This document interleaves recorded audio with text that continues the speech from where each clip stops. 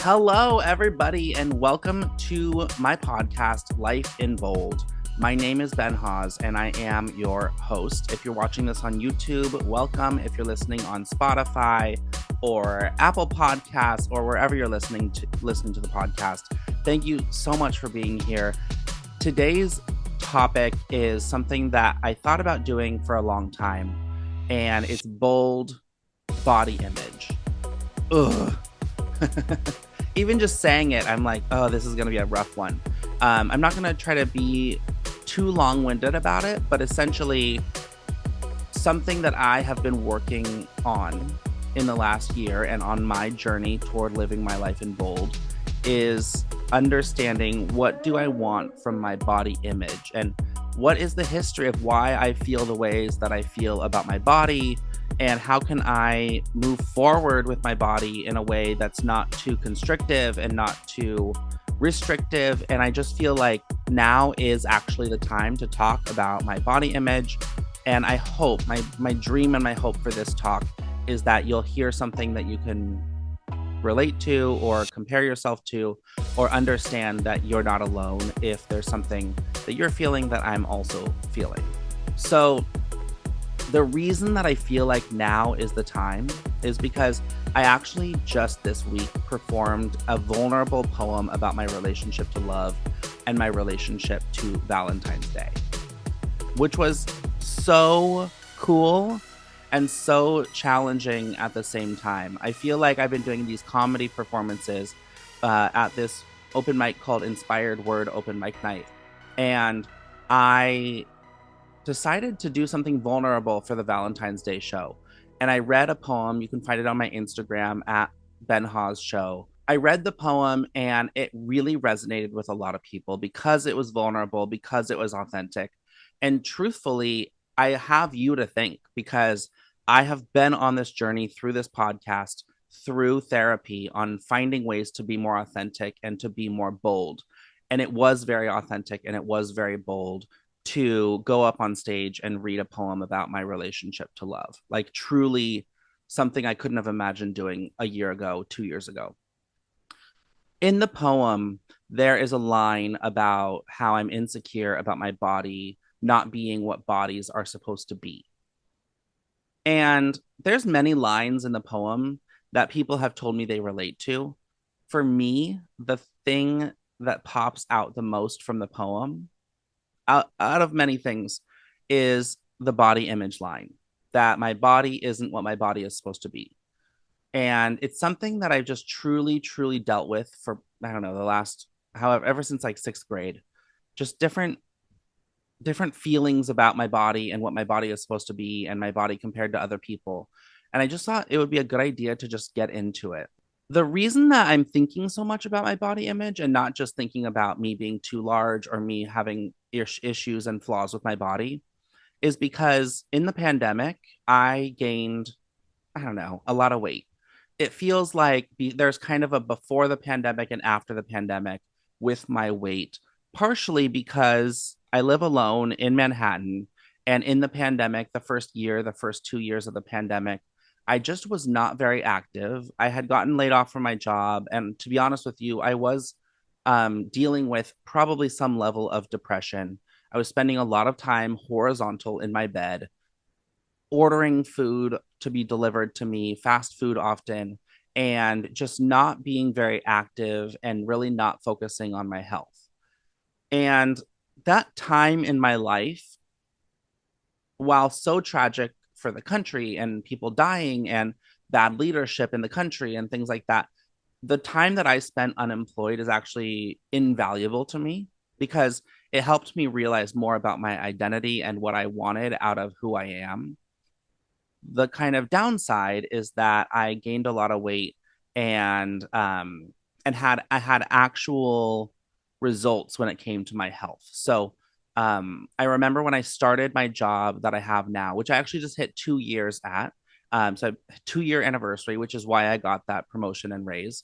I actually remember on my first day of this job being in pain from sitting at my desk all day and then wanting to go on a walk after work. And I actually was in pain just walking. And it had been 10 months of, unemployment and there being a pandemic and not being able to get a haircut and not being able to leave or not being able to join a gym and not being able to go to yoga classes. And, that 2 year period, or that first day of my job, is just a true marker of, the worst health that I had my entire life. Another kind of actionable, tangible result of the health was that I was experiencing like a high blood pressure situation. So I would go to a doctor. They would be like, "Oh, did you know you have high blood pressure and you should check that out? And here's what you should do." And I kind of took it upon myself. I didn't really want to take medication. Just, I guess I feel like for me, like, I don't want to be on a medication for high blood pressure. I would rather just take care of my health and try that first before I'm on medication. And I did start working out more. I did start, walking more. I started trying to eat healthier. And ultimately, today, as it stands, when I go to the doctor, my blood pressure is fine. I don't really feel like I have back issues unless it's like something where it's like one off, like I wake up and there's a little bit of pain in my back. But I have come a long way since February 15th, 2021, when I felt like I was in the worst health of my life. That said, I haven't lost a lot of weight from the worst health of my life. I don't want to share numbers just because I don't want to have people compare their body to my body and the numbers, because I just truly, and this is what we'll get into, I just truly don't think that's what I want to focus on. But I want to say I'm only 13 pounds lower than when I was at my highest weight and my worst health. And that has caused a lot of negotiation with myself, and that has caused a lot of questioning of myself. And it makes me really reflect and think about body image. And I just feel like I have gone through body image stuff for my whole life. Like, I just feel like when I was a kid, I was in gymnastics and I had a banging bod. Like, I kind of had abs and like a great back and like nice legs and like biceps and stuff like that. I mean, I was like literally an 8-year-old kid, but I was very muscular. My uncle would come over and, say, "How many push-ups can you do?" And I could do like a ton of push-ups. And my mom would, comment on my body, and she would kind of brag about my body. And so I grew up like with this great image of like what my body was. And then when I stopped doing gymnastics, I basically had a normal body. Like, I didn't have an impressive body, but at the same time, I didn't have there was no problem with what my body was. But I kind of convinced myself around like fifth grade, sixth grade that like I am not somebody who should be taking off my shirt. And that stuck with me throughout, high school and college and my 20s. I mean, literally, it stuck with me forever. And I've come a long way with it. But it's interesting to think about how it started, because I think we all feel that like around fifth grade, sixth grade, seventh grade, that somehow our bodies are like unacceptable, and that we have to hide our bodies, and that our bodies are not good enough, and that our somebody else has a better body, and all of that stuff. And for me, the reason it feels so relevant today is because I really want to start dating more.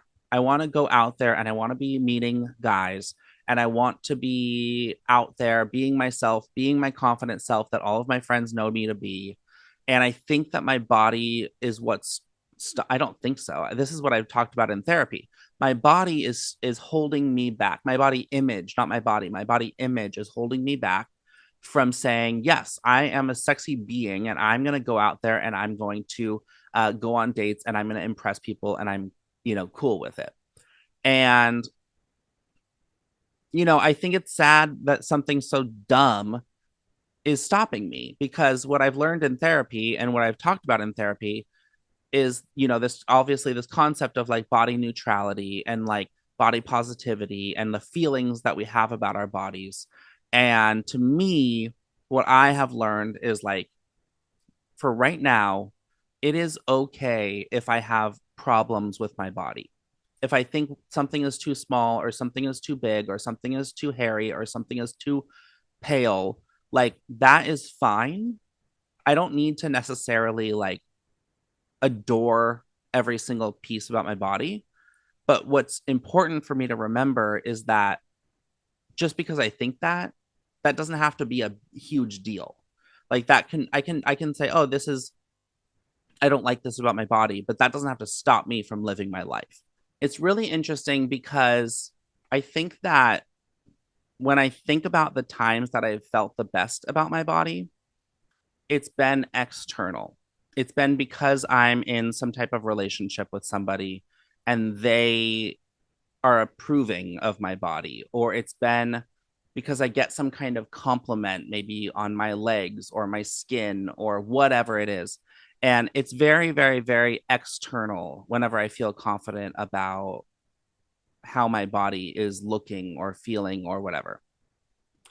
Um, and I would say I get very insecure around people who seem to have it together with their body, or they seem to be fit, or they seem to be maybe skinny, or they seem to be like not worried about what their body is. I would also say I get insecure around people who are larger, maybe fat people or big people or tall people or whatever people, um, who don't necessarily have what America thinks is like a perfect body, but they are very confident and they don't mind taking off their shirt and jumping into the pool. I would also say that with my body image, I have had a lot of struggle with the narrative that people don't care what men's bodies look like and that there's more pressure on women to look a certain way and that nobody cares what men look like, um, because men are just men, and if they're fat it's funny and everybody loves them and whatever. That, to be honest with you, that's just like not my experience. Now, I totally understand that there are unique pressures on women that are not on men, and that the world is more cruel toward women oftentimes more cruel to women, and has really high standards of what a woman should look like and what beauty is and what a woman should do to become beautiful. The place that I differ from that narrative is that I am a gay man, and I would say that the gay male experience with body image is also a very unique one where there is a lot of pressure and there's a lot of societal pressure and norms and things that are expected of gay men. And a lot of it comes from within the gay community of gay men, wanting to look perfect and wanting to have these great bodies and wanting to prove to the world that they are strong or attractive or whatever. And to be something that I find interesting is that I've read some research and articles and I've seen some podcasts about when gay men are growing up, and it might just be queer people in general, but I think what I was referring to is gay men specifically. When gay men specifically are growing up, they have a need to be seen as good and as acceptable because so much of what they're afraid of is being seen as an outsider and to be seen as, in some cases, a criminal, in some cases a demonic being, because so many people hate gay people and so many people make fun of gay people, and so many religions and organizations and companies just pound down these hateful stereotypes, and like people feel like they're not going to get a job if they're gay, or they feel like they're going to get bullied if they're gay. And what that creates in people is a need to be seen as, um what's the word I'm looking for, as achieving things and being better than their peers and rising above. So you see gay people oftentimes, and not always, but you see gay people, really rising above and being super academic and, getting amazing grades. Or you see gay people, being the good child in their family and trying to keep the peace because they they want to be seen as a positive member of the family, or you see them even, volunteer for things, or run for student office or whatever. And you see some gay men um physically try to prove that they are amazing. Like they want to be good at sports. They want to have a very physically good body. And not to say that this is everybody, but I think the way that we kind of try to be good is dependent on the communities that we're in and how we're treated and the way that we view the threat of people finding out that we're gay, and then ultimately the threat that people treating us differently because we're gay. And so I just want to say that because I think that my idea of my body image stems from some gay men being this kind of Adonis perfect body thing.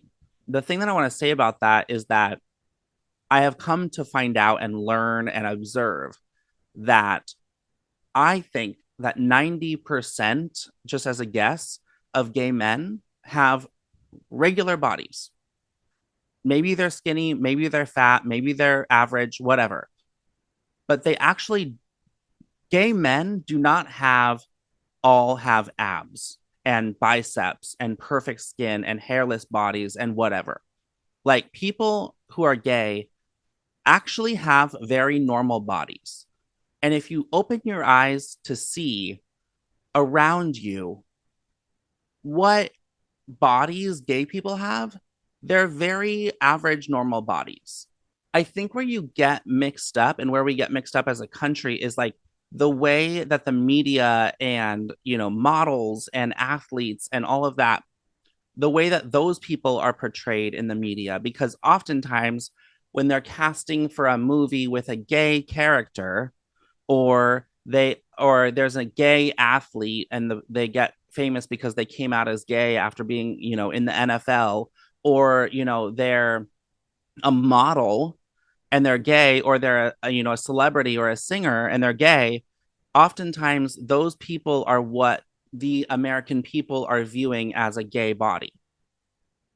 And I just think actually part of what I want as a message from this podcast, and something that I would like to share with my friends and my peers and my fans and whatever, is that when you are thinking of gay people, I don't want you to think that there's a type of body that comes with that, because that really causes a lot of harm.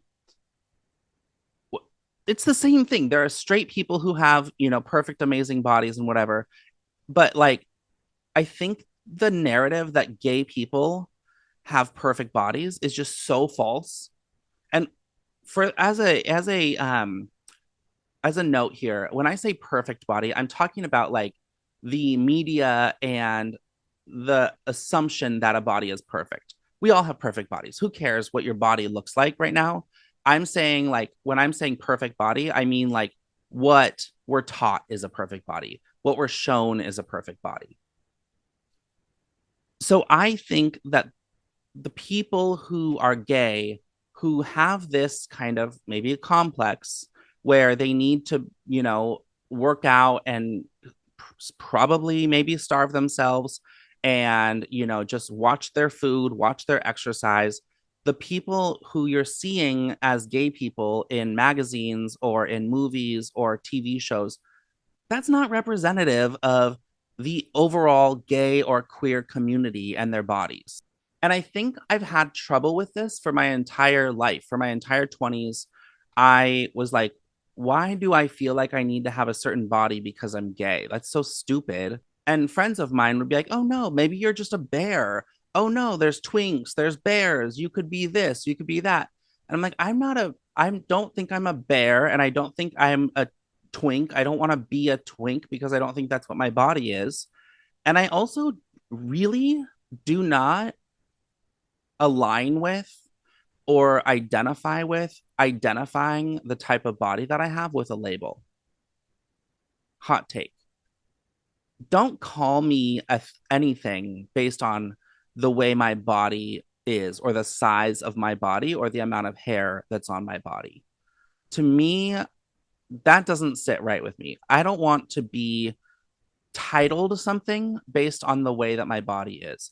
And I've thought a lot about this with the label fat because I've done a lot of thinking and reflecting on the word fat. And I've come to the conclusion just for myself, I don't mind if someone calls me fat. It kind of describes the way my body is. There's a lot of fat on my body. Like that's a fact.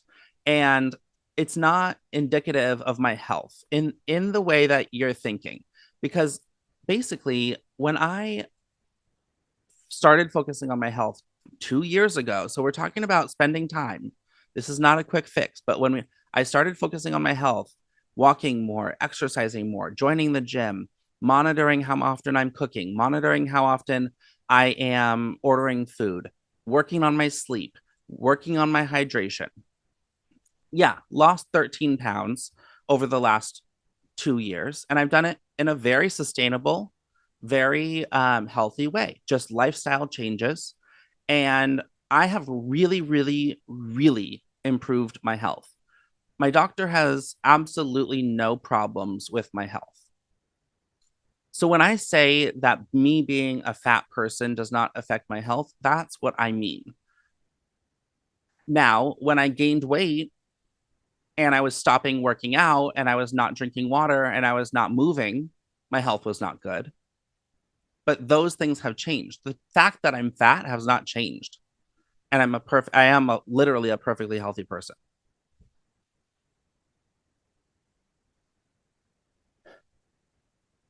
But just because I am pretty neutral about the word fat now, which has taken a lot of work for me, I also don't want to work it into my identity in a weird way.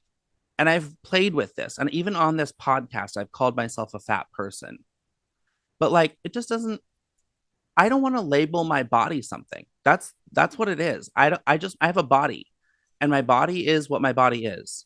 And I like when people call themselves fat and identify themselves as fat, but like, it's just not me.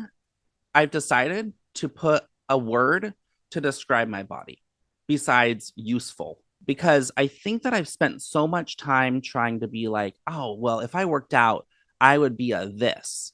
And if I worked out and ate healthier, I could get this. And if I worked out and ate healthier, I could start doing that. And I think that those labels and those thoughts of like, if I changed this about my body, then I would be that. And now I'm this, and then I would be that. I hate it. I don't want that at all. Like, I don't want that to be a part of my identity. I'm just a person who has a body, and my body can do amazing things. Here's the thing about my body that I love, that I know not that many people can do. When I go to a gymnastics class, I've been doing adult gymnastics classes, and I am like incredibly impressed with what I'm still able to do in my adult gymnastics classes. I mean, I can do a dive somersault. Do you know what that is? It's when you dive into the air and then you tuck your head and you do a somersault. I can do a cartwheel. I can do a round off. Um, I've been working on doing a backward somersault, which is actually a challenge, and it's an athletic challenge that I've been working on, and I did it. I just ran a 12-minute mile on the treadmill a couple weeks ago, and I improved it, and now I'm running more like an 11-minute mile on the treadmill. My body is very functional and pretty impressive. Like, I can do a lot of things that a lot of people can't do. So labeling it based on the way that it looks does not sit with me. And I just actually want to set a boundary.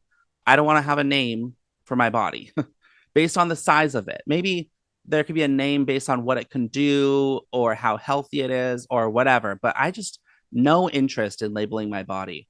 And I feel like just ever since this kind of maybe 1 year mark or the last 6 months in, post pandemic times, since I've joined the gym, since I've been going to the doctor, since I've been, even working on cooking at home and cleaning my apartment more often, like I've really, really, really been negotiating with like, how do I want to identify with my body image because it has really held me back. To be honest with you, like it has really held me back in my life. Like I don't do things in my life because I think that my body looks a certain way and that I'm afraid that someone will think something because my body is too much of this and not enough of that. And I'm still working through it. Like I'm not coming to you as a fully realized like body image activist. I'm coming as a work in progress. But I've been negotiating like what is my stance on my body image and how do I want to relate to the world around me through my body image? And I've done a lot of work on it. Like I've done a lot mainly around deciding this kind of decision like between fatness and changing my body. Like do I want to just lean in and say I'm fat and that's what it is, or do I want to work out and eat healthier and um, change my body to somehow become what I think I need to become? And the real truth, to be honest with you, is right in the middle. I've realized that even as a fat person or even as somebody that could be described as fat, I will also say not everybody will agree that I am a fat person. And that's another thing. It's like who gets to decide who's fat, you know? Like we all have different views of ourselves, we all have different views of each other. To me, I have a lot of fat right now on my body. And when I look at certain pictures of myself or when I when I do certain things, I feel like I'm a fat person. That said, I am working on my diet and working on my exercise. And the goals of working on my diet and working on my exercise are purely around things like my blood pressure, which is really important to me because I want to make sure I have good blood pressure. And it's around things like how much can I do with my body? How far can I run? That's important to me. How far and how long can I run without getting out of breath? Um, if I want to go for a bike ride, how fast can I go? And can I keep up with the person I'm with? Things like that are really important to me. And then also things like dancing, because I'm a person who's very interested in dancing and I want to be able to dance really well. And I will say that right now, I'm not where I want to be with dancing. But I see people dancing who have all different sizes of bodies. So the reason that I'm not where I am with dancing is not because of the size of my body, but because I'm not dancing enough. I want to dance more, and that is actually amazing exercise. So I want to be dancing more. I want to be eating healthier. And part of the reason that I want to be eating healthier is because I want things like my skin to be really good. And I want to save money by not ordering McDonald's and spending $28 to have a cheeseburger delivered to me. So all of my goals have this harmony where, you know what? It just makes sense for me as a person to work on my diet and to work on my exercise. The thing that I'm not going to do is set goals around my diet and exercise that are not sustainable. And that to me is a big, big, big change from maybe 5 years ago. To me, I'm 30 years old and I have tried every single thing I could do to motivate myself to go to the gym a certain number of times a week and to cook at home a certain number of times a week and to, limit fast food to only a certain day of the week. Like those kinds of goals they're just not up my alley. I'm also not going to say that I need to start a spreadsheet and fill it out. And every day that I cook at home, I put an X. None of that kind of stuff is going to be working. I'm working on like a binary scale. At the end of the month, do I feel like I generally ate healthy? And at the end of the month, do I feel like I generally went to the gym when I had the time to go to the gym? To me, that is better. And it's probably more sustainable than having a rigorous gym schedule and having a rigorous diet schedule. I'm not going to count calories. And when I say I'm not going to count calories, What I really mean by that is I'm not going to have an app that tracks anything about my food. I have done that for years. I have tracked calories for years, years, years. My Fitness Pal, what's the word? What's the Noom, Weight Watchers. What I've realized is that the app that you use doesn't matter. Ultimately, what you're doing is you're counting how much food you're eating. And at 30 years old, I know how much food I'm eating, and I know how much is a lot of food or a little food. Lately, I've actually been noticing that I have not been eating that much. Like I've noticed that I'll skip lunch or I'll skip, I'll wait too long to eat dinner or something like that. And I'm very aware of it. I'm very aware that of what I'm eating. I don't need an app to track what I'm eating. And I will say that any time that I've decided I was going to track my food, has it lasted? No. Maybe I've done it for 3 months. Maybe I've lost 10 pounds in the 3 months. And then, bam, I'm back to eating whatever. I actually think it's better to just know in your mind what you're eating and be aware of it and kind of understand like, oh, it seems like I ate a lot of this, or it seems like I forgot to eat that, or I haven't had spinach in a while, maybe I should eat some spinach. It feels better to me to just know it. Does that make sense? And I guess that's kind of where it comes into like intuitive eating and just monitoring it on your own and feeling it out and eating what you want to eat when you want to eat it. And I think the reason that that works for me is that um I generally have a mission of health.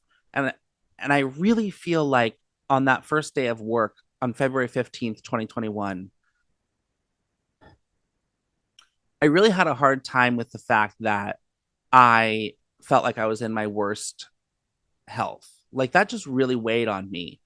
And I feel like that first year of going through it and working on it, and, you know, I learned a lot because I really did a lot of research. I found role models that I cared about and I listened to what they had to say.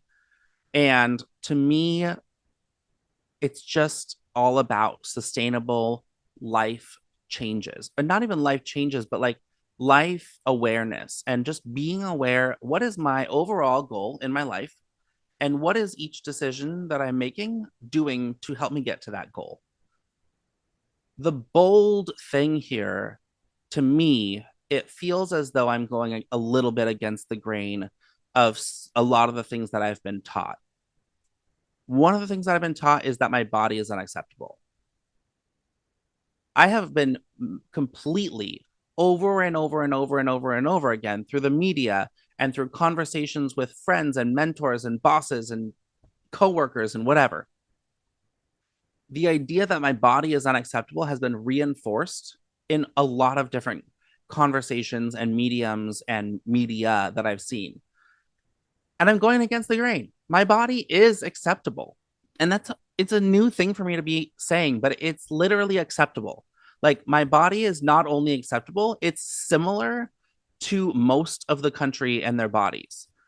The idea of having a slim body with abs and biceps and whatever is actually I actually think it is unattainable for me.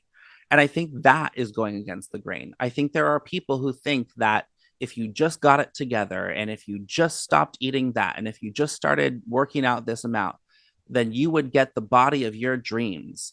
And the thing about that to me is that I could, you're right. I could stop eating certain things and I could work out twice a day for 3 hours a day. And in a year, I could be on the cover of Men's Health. Sure. 2 years later, I'm going to be back right where I am because I am not somebody who's going to sell my life to the gym.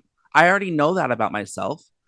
And I think that the people, back to the whole like gay conversation and gay body standards and like gay body image, something that I've worked through in therapy truly is that either people are killing themselves in the gym and in the kitchen to have this amazing, perfect muscular body, or it's just natural to them. They just naturally have a fit, muscular body. I know I don't have the second one. I do not have a naturally fit, slim, muscular body. And I'm just not going to spend my life working toward a body that is not going to do anything for me. For me, if I did get that perfect body, would that actually get me to start dating and to feel self-worth and to start my life? No. I have heard so many people say that they worked to get this body, and they got their skinniest, and they had an eating disorder or whatever. And when they were their skinniest, they were their least happy version of themselves. On this podcast, I've had guests who have talked about this, where they said that they have dealt with eating disorders and disordered eating, and they were their skinniest, and people were telling them, "You look so good, you look so healthy," and they tell me that that was when they were the least happiest. It was when they're the least secure in their body, and it wasn't worth it. And so what I'm saying is, like, yes, I could work my ass off and I could go get a killer body. And what I know to be true about myself is that a year later, it's going to be gone because I have absolutely no interest in spending more than an hour a day working on my fitness. And that is a truth that I'm going to stand behind. I'm trying to get away from this mindset of, like, if I only did this, then I would get that. What I've realized about, like, my body and my eating and my working out is, like, I actually work out more than a lot of people that I know. I really do. I have a gym right downstairs from my building, and I am actually going there fairly often. And I have friends who don't work out almost at all, or they don't work out as much as me, and they're way thinner than me. I also feel like I eat pretty balanced. I am not overeating all the time. I think that's something that I've had to really come to terms with. I think I've made the assumption that because I'm fat and because I'm overweight, that I must be totally overeating all the time. And if I really look back at the last, 6 months of my life, it's just not true. I'm not eating crazy cake and crazy, sweets and like all kinds of food. I actually eat like lunch and dinner and maybe a snack or two. And like that's pretty much it. So I'm working out, I'm eating a pretty balanced, oftentimes like if I'm feeling like it, I might do McDonald's or I might, but even when I do that, what I realize is, like, even when I do that, I'm not even eating that much of it. I'm not even finishing of the burger. I'm not eating the fries, and it's just kind of an interesting thing. I just want to say that I feel like in my intuitive eating, in my knowledge of what I know I'm doing, I really feel like I'm not overeating. So for me, the problem is not my body, the problem is my body image and how I feel about my body and what I'm allowing my body image to stop me from doing. And that is where I'm taking the power, and that is where I'm being bold and saying absolutely no more. Because I'm an amazing person. Like, I am actually such a cool person. And the fact that I would let my body take away from that, especially when there are other people in the world who have larger bodies who I actually idolize and think they're so creative and so funny and so clever, that why would I let myself be the one to tell my body that it's not good enough? I should be the one being, yeah, it's good enough. And if someone has a problem with it, bye. I should be saying that my body is good and acceptable and worth it. And that's that. I don't need myself to be my bully. I don't need myself to stop me from living my life. Let someone else do that, and then I can fight against them. Fuck that. Like, sorry, I don't usually curse on this podcast, but fuck me telling myself that my body isn't good enough. Like, what?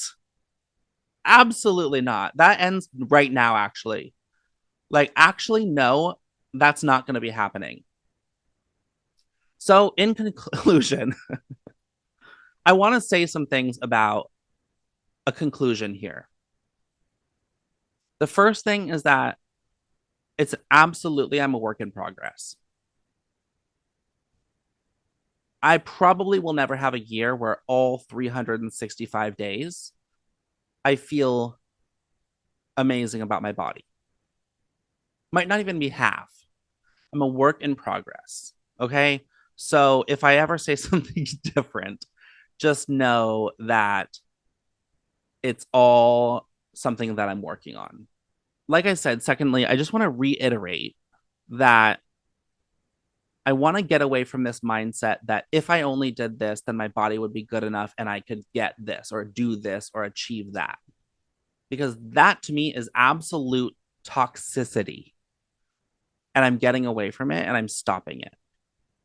This third thing that I want to say is like, I want to get away. I want to like start setting some very real boundaries around for just for myself, not like I have to tell anybody else what they can do, but for myself, like what kind of conversations about weight and exercise and food and body image do I actually want to engage in? It doesn't bother me like what other people say or do, but like when I get into it and it doesn't feel authentic to me, I have a problem with that. And I don't want to say to my friends, let's never talk about body image or let's never talk about weight or let's never talk about blood pressure or let's never talk about exercise. I actually really enjoy talking actually about progress and fitness. I really something I haven't said yet is I actually love fitness. I love working out. Like I love dancing, I love running, I love swimming, I love yoga. I actually love working out. And that's something that I've come to terms with as well. Like I'm actually a jock. Like I actually love working out. Um so I love when people like my friend Stephanie is constantly sending me videos of people making progress in things like gymnastics. And that will never get old to me. I love that. I love watching somebody say, I have a dream of achieving a thing and I want to get better at my fitness because I want to get better at this thing. That to me is a very healthy thing for me to engage in. I think a medium thing would be like talking about weight or like talking about calories or something like that. Like if somebody is talking about that, like sure, like I'm interested to hear like what they're working on. I think something for myself that I don't want to like act like I'm that into is like when someone's like, "Oh, I'm doing keto and this is what this means and this is how I'm doing it and this is what's going to change." Because to me, like those kinds of diets, I mean, to me it's kind of not sustainable. Like it's just not, I don't want to get into a conversation about keto. I'm never going to do keto. If I tried, it wouldn't last. So I'm not interested in it. And I think that that's like a boundary for myself. Like, sure, listen to what the person has to say, but I don't need to get wrapped up in it and be like, oh, should I be doing that? Or like, she's doing this. Like, I feel like I should be doing that because I'm this. No, like, get over it, Ben. Like, you're not going to do keto. And I think just like, understanding that for myself and standing boldly in it. Like just understanding, like, actually, I don't give a shit about keto. Or like, I think the other thing that I really need to set a boundary on for myself, again, people can say whatever they want to say to me. It's a matter of like, how much do I engage in it? Big therapy learning, but like self hatred, body image talk. I actually think that while it might feel good to connect with somebody over our insecurities, the thing that I can't do is insult my body because, like I said 2 minutes ago, not going to be me to insult my body. I'm the call is not going to be coming from inside the house. That is my resolution. It's February 20th, but like this is my resolution. The call cannot come from within the house. Someone else can call me and tell me that I'm ugly or whatever. Me, Ben Hawes, the most amazing person in the world, I am not going to be the person to say that to myself. Big key, major key takeaway from this podcast. Okay, that is all that I have to say about body image. if you've listened to this whole thing, like, bless you. I appreciate you for being here. This has felt really good for me to get off of my chest. And I got emotional at certain times. I don't know if you could tell, but like the body image thing has been a demon and a monster and an asshole in my life for the entire time that I can remember being a person. At 30 years old, let's not do that anymore. Like, let's just not. Can we not? Like, I just need to not do it anymore. If you identify with this, like anything that I've said here, please leave a comment because, as you probably can imagine, talking about body image and posting it everywhere on the internet can tend to be a fairly vulnerable thing. And when I put something out there, like, until someone says that was good or that was relatable or whatever, like, I might be like having a little bit of anxiety. So if you do have kind words to say about this, please either leave a comment. If you're my friend, text me. Anyway, I really appreciate you being here. My name is Ben. I'm your host. You can find me on Instagram at Ben Hawes Show. You can also find me on TikTok at Ben Hawes Show.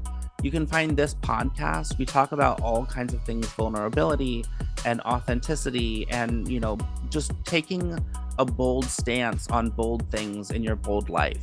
You can find us on Instagram and TikTok at Life in Bold Pod.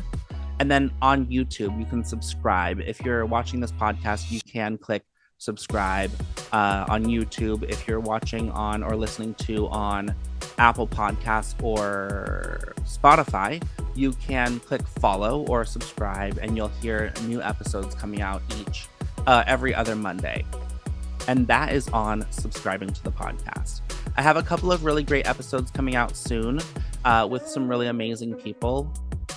And I'm really excited for you to hear them. So make sure that you subscribe if you haven't already. And I wish you an amazing day, an even better week. And do not forget to live your life in bold. Bye.